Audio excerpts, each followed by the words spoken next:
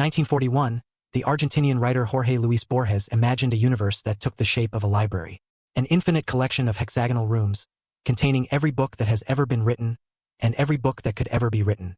It is called the Library of Babel.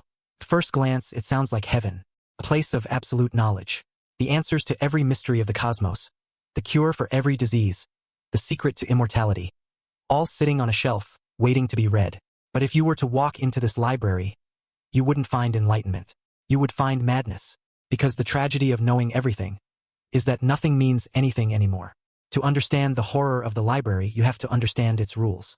Every book in this library is exactly the same size, 410 pages. Each page has 40 lines. Each line has 80 letters. And the library uses only 25 characters, 22 letters, the comma, the period, and the space. Because the library contains every single possible combination of these characters, it holds everything. Somewhere in this labyrinth is the true story of how the universe began. Somewhere is a book detailing the exact second you will die, and another book detailing a reality where you were born a king. But here is the catch. Because the combinations are random, 99.999% of the library is absolute, incomprehensible garbage. Millions of books contain nothing but the letter G, repeated for 400 pages. Others are vast oceans of nonsense letters. To find one single sentence that makes sense, like, I love you, you would have to search through billions of books of pure noise. When the inhabitants of the library first realized what they were standing in, they celebrated. They thought they were gods. They went on expeditions to find their vindications, the books that justified their existence and predicted their futures. But decades passed, and they found nothing but gibberish. Man slowly went mad. They realized that even if they sat down to write a beautiful, original poem, they weren't actually creating anything. The poem already existed. It had been sitting on shelf number 4, wall number 3, of some distant hexagon, for eternity. Human creativity was an illusion. Plagiarism was inevitable.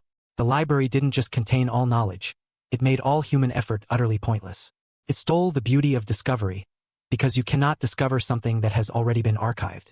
It is easy to look at Borges' story as a clever fairy tale. But look around you. We are living in the Library of Babel right now. It's called the Internet. Pause.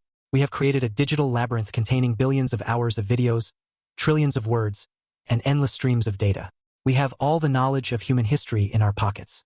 And yet, just like the lost souls wandering the hexagons, we feel more confused, more isolated, and more meaningless than ever. We are drowning in an ocean of information, desperate for a single drop of wisdom. The internet has become a place where every thought has already been tweeted, every video has already been made, and every opinion has already been argued. We are suffocating under the weight of too much text. Perhaps the true lesson of the Library of Babel is that meaning does not exist in the infinite. Meaning exists in the limitations. A book is beautiful because it ends. A life is precious because it is short. If you knew everything, there would be nothing left to wonder about. And a life without wonder is just another dusty shelf in an empty room.